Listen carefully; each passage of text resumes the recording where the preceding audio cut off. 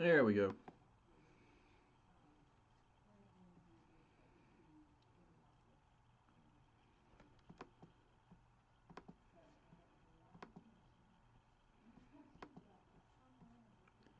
All right, questions 61, 67, 70, 71, and 75 in the Organic 2 homework. So let me bring that up.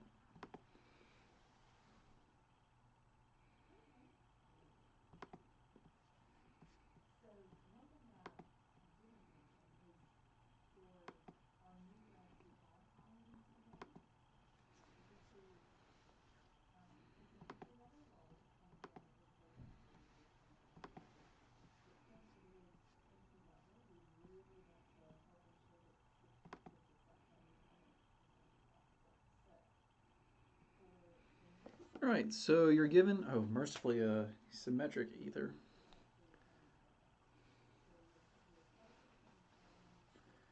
So we've got this compound.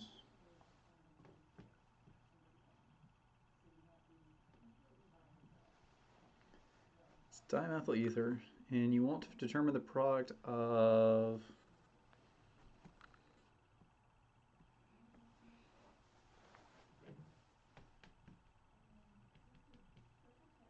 this compound, or acidify, and then the alternative, which is the trans version of the same reaction. Now they're intentionally making this symmetric to make it a little bit easier to predict what's going on. I'm going to write the sodium here. It does a carbanion. It's the same thing.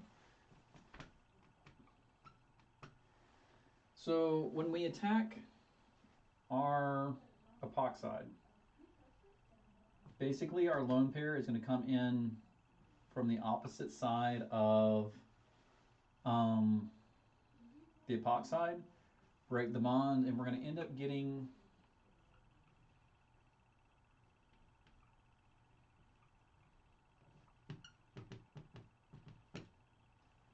this complex. So we get nucleophile attack of the acetylene onto one of the carbons. It's going to end up moving this bond up, breaking this carbon-oxygen bond, and when we acidify it, we get an OH. So it gives you a variety of products here.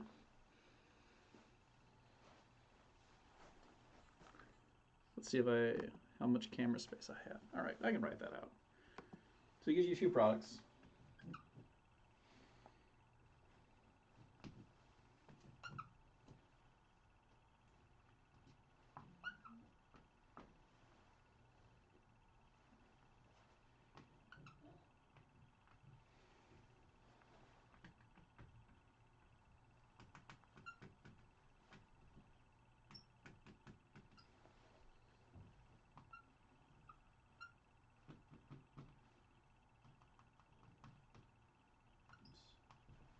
Sorry, give me a minute to write these all out.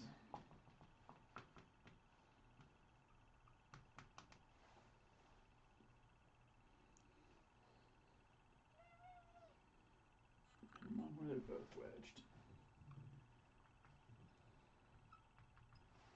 All right, so for the first one, we get this interaction where our methyl groups are both, if we're looking at the bond, they're actually coming out towards us.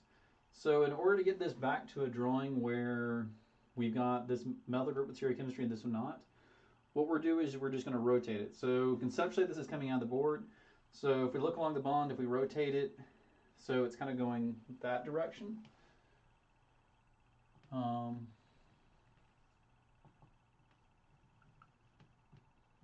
get that to begin with, and then we just have to keep rotating it. And when we get done rotating it, this will give us the OH group down and the methyl group up. So for the first one, we have the OH group and the methyl group. Let's call them trans. It's not the correct term, but that's probably the term you're more comfortable with.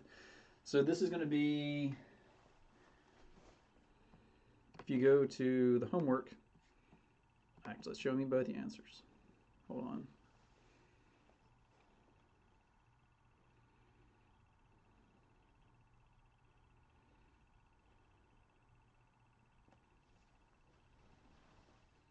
Sorry, Madeline, I'm trying to understand their answer, how they arrived at that conclusion.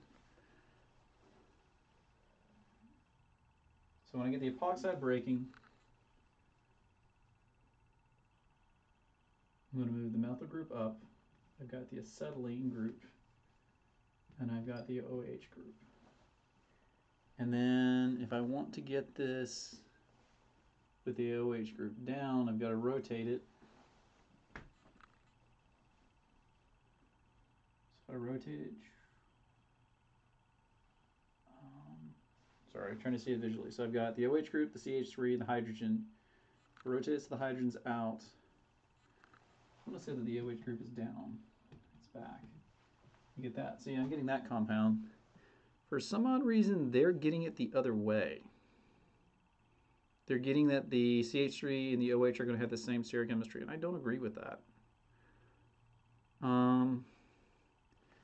For the second one where the CH3 group is behind, it flips the chemistry. Wow, how are they getting that?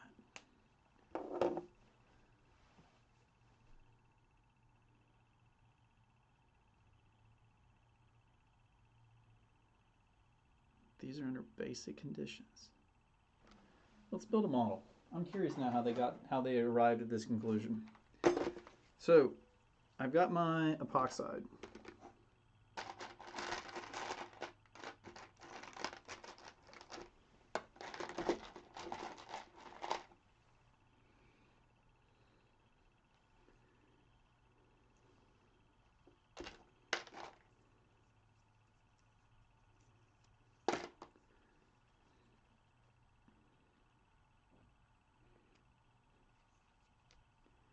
So when I build, don't want to break the bottle.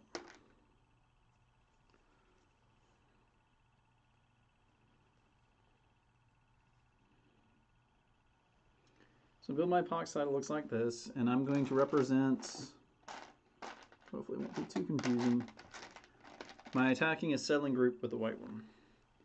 So it's going to come in, it's going to break the carbon OH bond, and it's actually going to invert the symmetry. So whereas that was down, now it's up, and we've got the OH group basically on, it's going to be gauche to the methyl group when it gets done. Now to get it into the form they want, I'm still getting them trans. I don't know how they got that answer for 61. Let me send a comment to the publisher about this. Their answer is wrong. And after when everyone completes the homework, I'll give you all credit for that particular problem. In fact, I'll do that today or next week. The question 61, I disagree with the key. This isn't correct.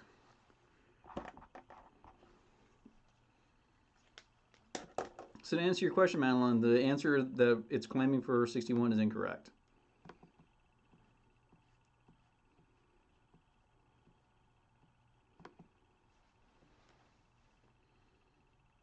There's no way you get them like that. Question 67.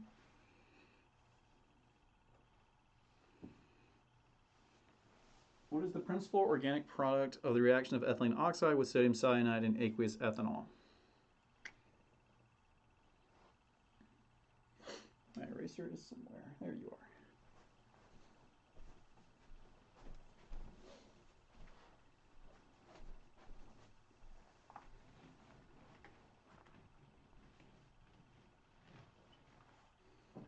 So with ethylene oxide, start with that compound. We've got sodium cyanide.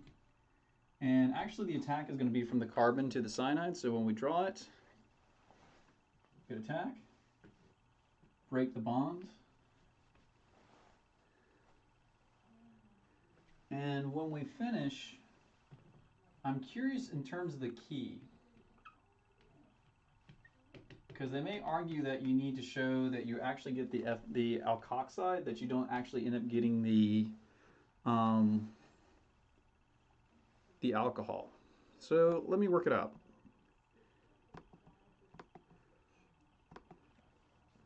So if you're working in, oh, it's aqueous ethanol. So with the aqueous ethanol, we should get protonation of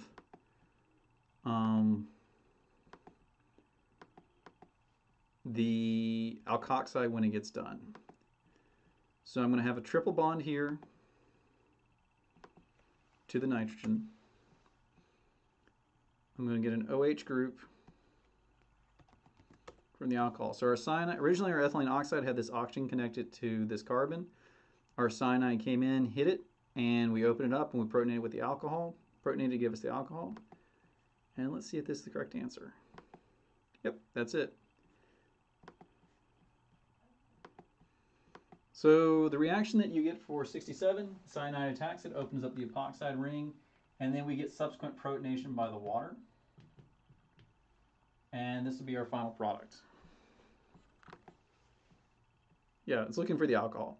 The big thing is you just can't type C in. So if you want to do the cyanide, you have to do the triple bond between the carbon and the nitrogen, which is weird because for the OH, it doesn't require you to do that. You can just put the H on there. It's just something in how they do their coding.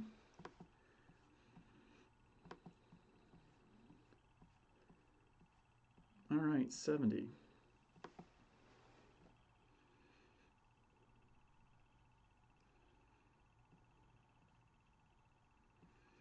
Select reaction conditions that would allow you to carry out the following. So you want to start with this compound.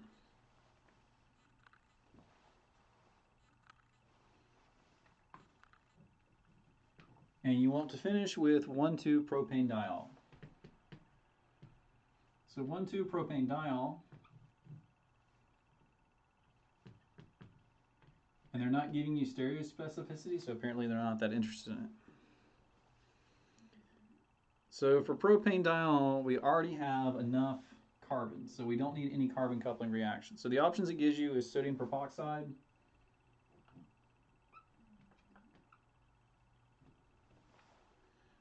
and propanol, sodium methoxide, and methanol, sulfuric acid, and aqueous sodium hydroxide. Off the bat, you don't need any carbon coupling reactions. Ooh, actually it does. It gives you stereochemistry. It gives you R. Ah, that's the trick. So it wants you to do the R compound.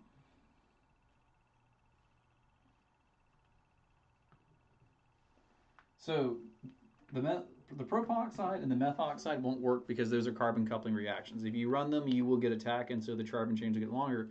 And now you're to dilute sulfuric acid and aqueous sodium hydroxide. Now, it won't specifically R. The acid catalyzed condition goes through a carbocation, so the acid catalyzed is not stereospecific. So if I've got to take a bet here, I'm going to say aqueous sodium hydroxide. It'll do the same thing. It will open up the ring. The hydroxide will attack this carbon here. It'll open it up to give us the alcohol eventually. But unlike the sulfuric acid, it's going to be very stereospecific. All right, 71.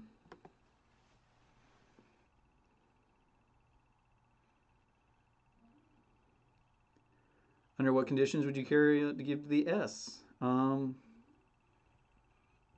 diols. It's basically the exact same question, so I would say aqueous sodium hydroxide. That one's not correct.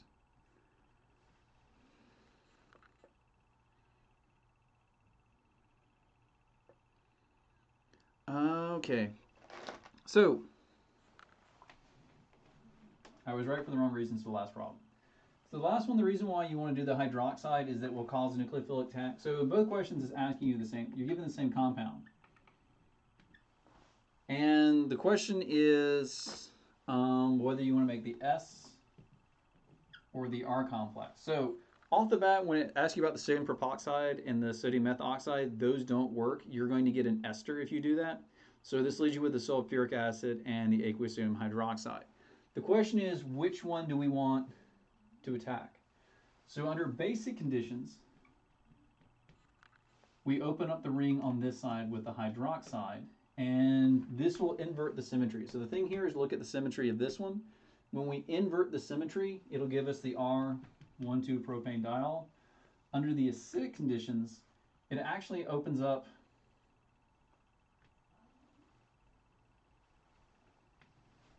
wait a minute. Under acidic conditions, we should go through the carbocation, which will open us up here. Oh, sorry, I have it backwards. Under basic conditions, we get attack on the least substituted because we have the least steric hindrance. Under acidic conditions,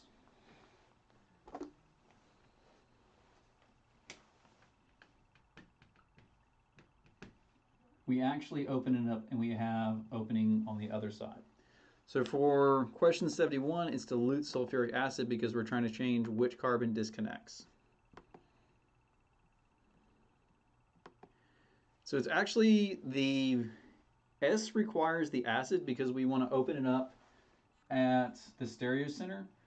The base will give you the R because it preserves the stereochemistry here. So this is already in an R configuration. The basic conditions will attack on the least substituted carbon.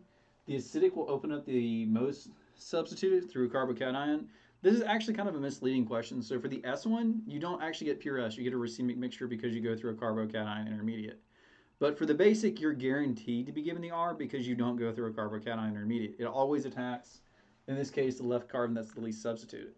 But if you want any chance of getting the S substituted, you actually have to go through the acidic one because the acidic one will end up giving you a carbocation, and then you get both the R and the S configurations. All right, question 75.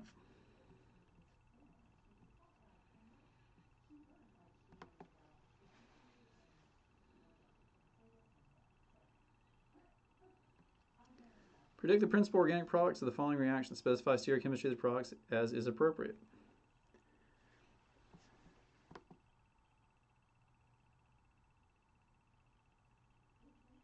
So McGraw-Hill takes base for the R and S for the acidic. It's a nuanced little problem.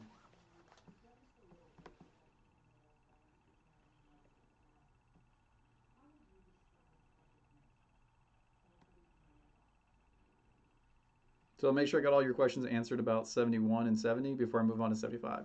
The 75 is actually pretty straightforward.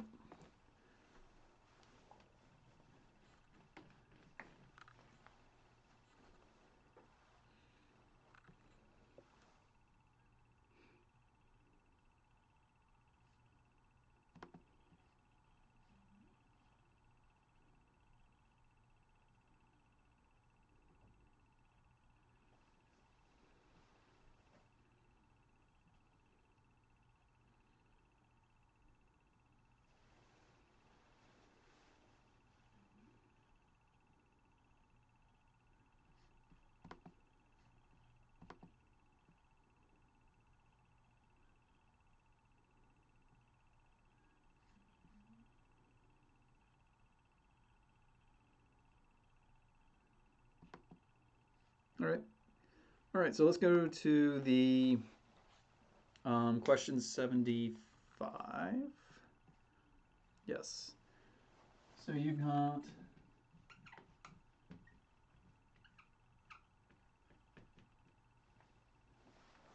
the cis 1-phenylpropene plus phenylbenzoic acid. And it asks you to draw three structures. It wants the acid that's finished. It wants the 2S3R epoxide. And it wants the 2R3S epoxide.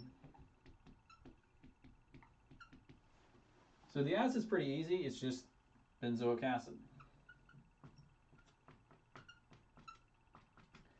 The question is which one is the 2,3 epoxide and which is the 2S3R. So the nice thing is once we get one, the other one is just the mirror image of it. So one option is that we add the epoxide, and unfortunately I don't have a lot of board space. So let's just erase these for now. So one option is I add the epoxide, and when I add the epoxide, These are both, I'm going to use pH for the phenyl, coming out like this. So I have a hydrogen going back. The alternative to this is I put the epoxide on the other side and I have the phenyl ring and the CH3 going back, and I have the hydrogens coming forward. This is the easiest one to figure out the R and the S. So if I look at this carbon, oxygen has the highest atomic weight, hydrogen has the lowest, so it's the 4. And if I look over here, this is a carbon and this is a carbon. This carbon is bound to another carbon, or an oxygen, another carbon, another carbon. This carbon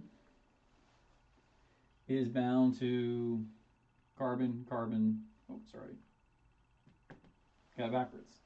So this carbon is bound to a carbon, another carbon, and a hydrogen. This carbon is bound to a carbon, another carbon, and a hydrogen. So we don't have anything when we get further out. So we have to go further out. This one is a carbon bound to 3 hydrogens. The carbon that attaches this phenyl ring is a carbon bound to 2 carbons, double bound to a second carbon. And so this ends up being high priority. So 2 and 3. So the reason why the phenyl ring is going to rank higher is because you've got more carbon-carbon double bonds. So I've got 1, 2, 3. This is clockwise, so this is an R center. And if I work it out, it's going to have the opposite here. It's going to be S center. So the question is, who's the 2 and who's the 3?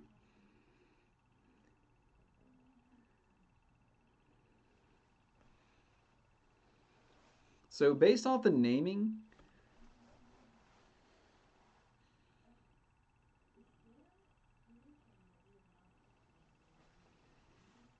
wow, way to make this way harder than it need to be.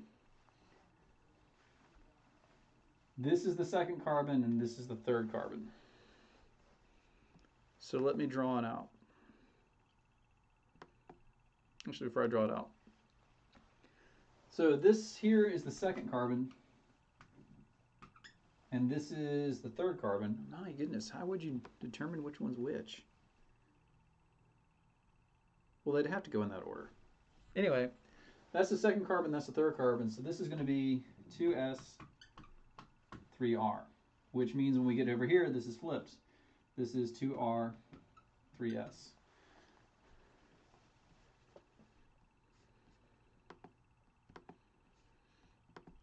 So let me see if that's correct.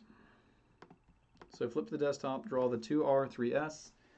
The 2r3s has my ring, and I've got a wedge going back for both of them.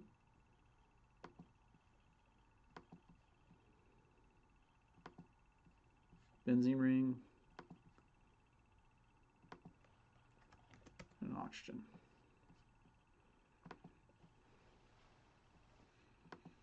My 2s3r is just going to be the reverse of that.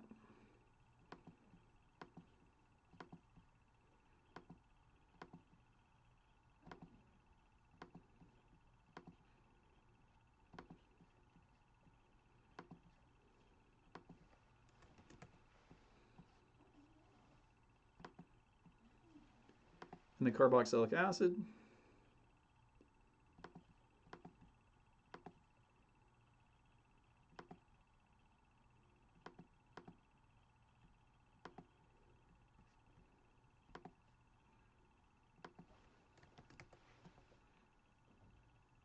It's just benzoic acid.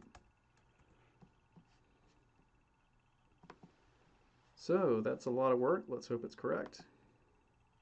So apparently I got my R's and my S's flipped. That's easily fixed. So if my R's and S's are flipped, all I got to do is just change the bonds from wedge to dashed.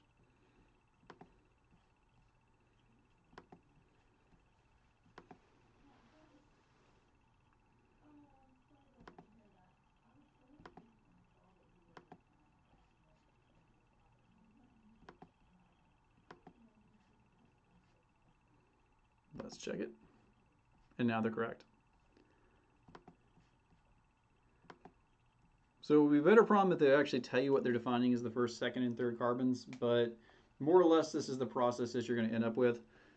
The epoxide is going to get added here. It's either going to make these both wet. They were cis here when they began life, so they're going to be cis when they finish after the epoxidation. We need a wedge and a dash, and then you just got to use the CIP rules to figure out which one's the R and the S. Yeah, it's not easy, particularly with these. The nice thing is that if you're wrong on the R and the S, you just flip them back. This just means you got them flipped backwards. So it's a 50-50 shot as to which one you entered. I know as instructor I shouldn't be telling you that's how you should do it. But honestly, you saw how on the screen when I did it. Like, it told me my two answers were wrong. Well, I know that wedged and dash is just going to flip that RS symmetry. So they're either, if they're both wrong, that tells me all I got to do is flip the wedges and the dashes.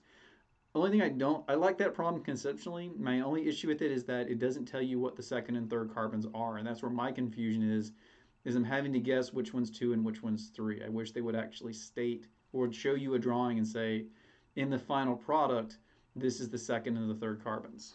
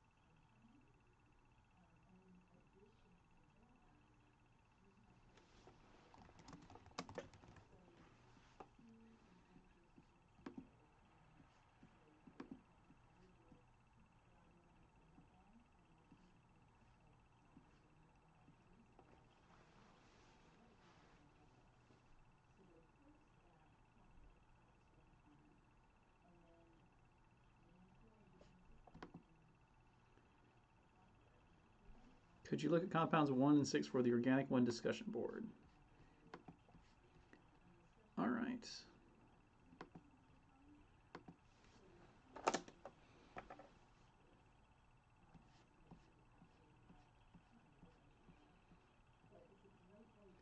So yeah, I saw this mistake a lot. People are trying to make this false equivalency that because you see wedges and dashes, that implies that there's an RS cis trans involved.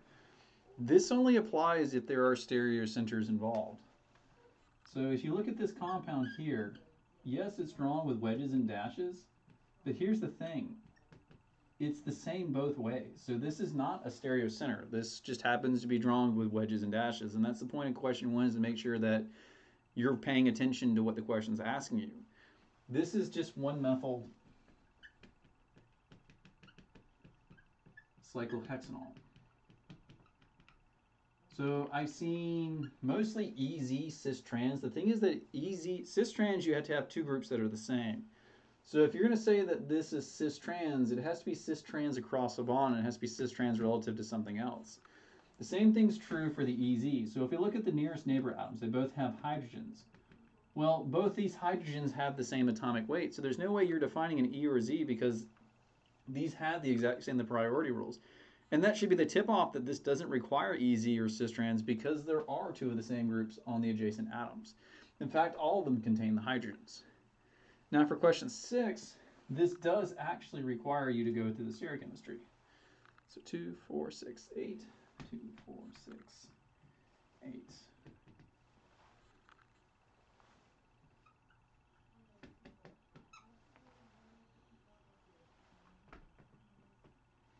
So you would name it as usual. You've got the chloro, methyl, octanol. And so we want to get the alcohol group priority, so it's 1 octanol. This puts us at 2-methyl, 3, 4, 5-chloro. Now we need to go and assign the R and the S. So we've got a serial center on 2 and a serial center on 5. So in terms of assigning priorities here, luckily for 2, the hydrogen's back. So the first atoms out are all carbon, carbon, carbon, so we can look what there's bound to. So this carbon off this branch is bound to 3 hydrogens. This carbon is bound to another carbon and 2 hydrogens, and this carbon is bound to an oxygen, a hydrogen, and a hydrogen. So we look at the first point of difference. This has the highest atomic number, so this ends up being the higher priority. Get rid of these numbers here. So your hydrogen here is the lowest priority. This one's going to come second with the carbon, and this one's going to come third with the 3 hydrogens. So we have 1, 2, 3. This is counterclockwise, so it's 2s. Now for the chloro group, we have the hydrogen sticking out. If we look at this particular carbon, chlorine's going to have the highest priority, hydrogen's going to have the lowest. In terms of which branch is the higher priority, we have to start looking further out. So the CH2 groups are the same, CH2 groups are the same. This one has a branch, this one doesn't, so this branch would make this higher priority. So we have 2 and 3. Now there is a trick for doing the stereochemistry. If it's a wedge, basically it would be the reverse of if it were, if the bond is a dash for your highest priority group, and it's a wedge for your lowest priority, it's going to basically be the reverse rule. So right now it goes clockwise, but because it's backwards, our highest priority group is out and our lowest priority group is backwards, this also just ends up being S. But it'd be a lot easier if you just built the model for this. But anyway, that's how you do it. You set the priority groups, and this ends up being 2s, 5s, 5-fluoro, 2-methyl, octanol. Did you go over the Orgo discussion board for this week? If so, can I just... I did go over it, but I can go over it again.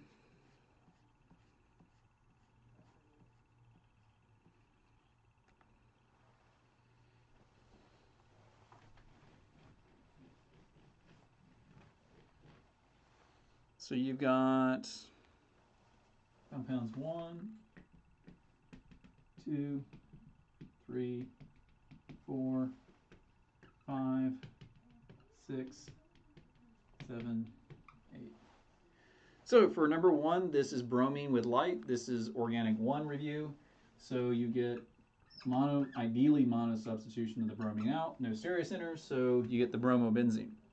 Step 2, you introduce magnesium to this complex. So this will give you the Grignard complex, the MgBr. Process 3, you've got cyclohexane with Cl2 and light.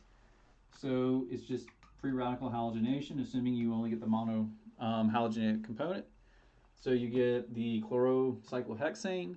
When you add lithium to this, you get the organolithium complex. For compound 5, if you have any terminal alcohol and you expose it to PCC, you don't get total oxidation, you get partial oxidation. So you're going to end up getting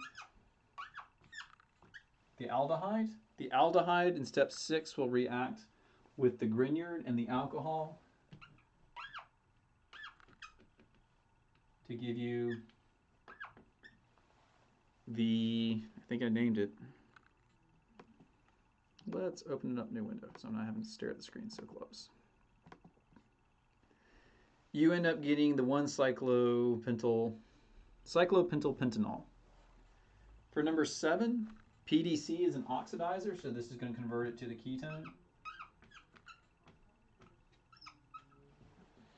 So for the ketone, we end up getting, and in there, butyl cyclopentylketone.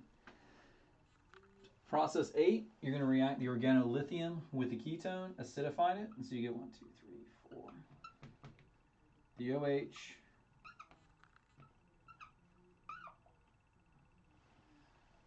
I know I've drawn that very poorly. Let's try again.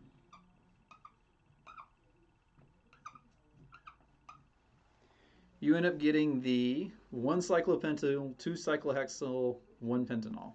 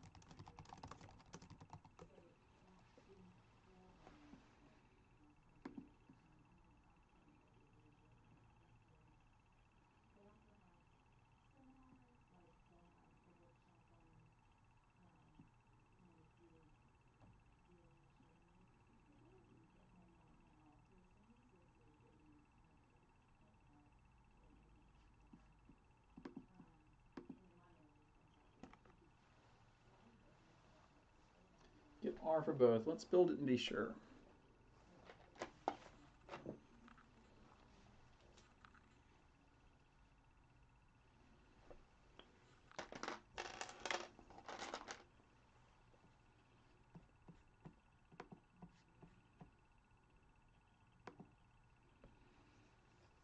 You're going to have to give me just a few minutes to build this model. 2, 4, 6, 8, 2,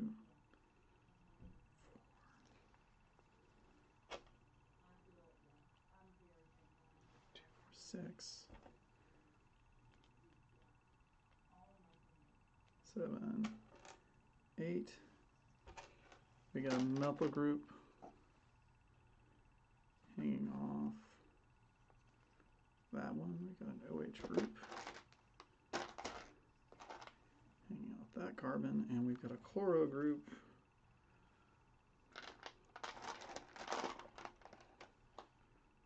way down here.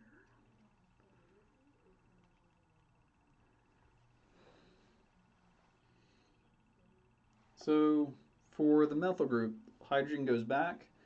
This ends up being highest, second highest, third highest. That's counterclockwise. That's definitely S. So it's definitely 2S. And then when it comes to the chloro, we've got 1, 2, 3. That's definitely counterclockwise. That's definitely S. So I'm getting S for both.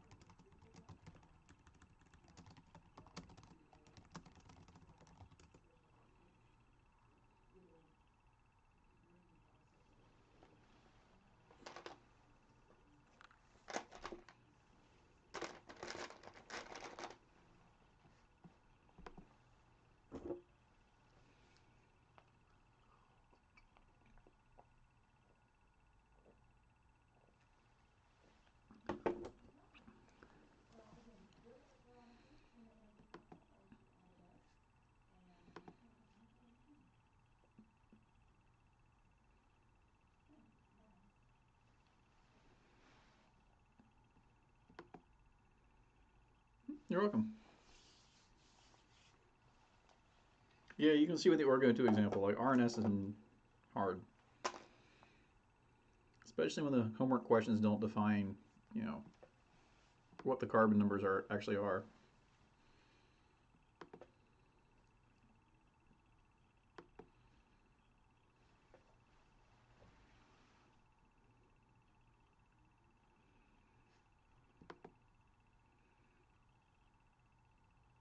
Come on, Madeline, I know you have more questions for me.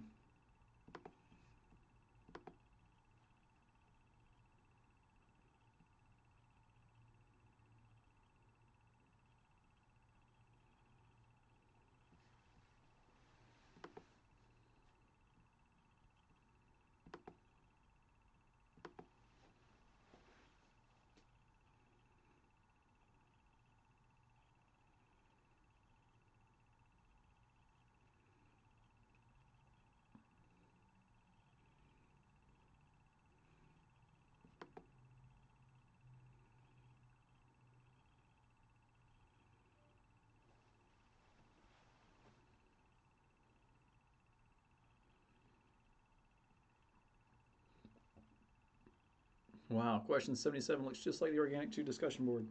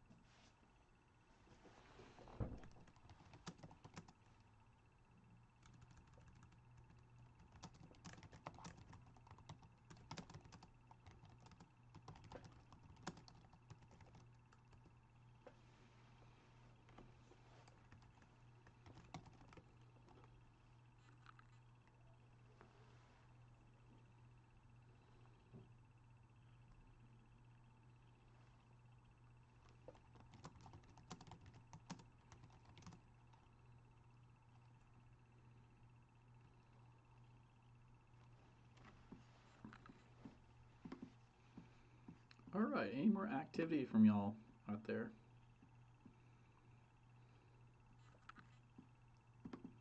Sorry, I'm also answering questions up on Teams as well. Not course questions, just faculty questions.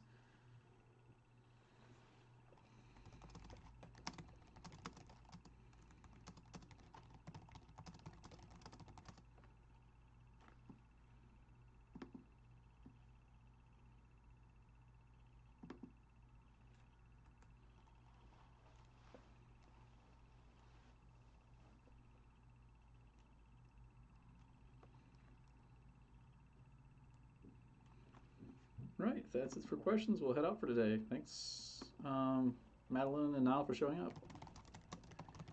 And good luck on your exams this weekend for Organic 2. And I will see you all next week, right before spring break.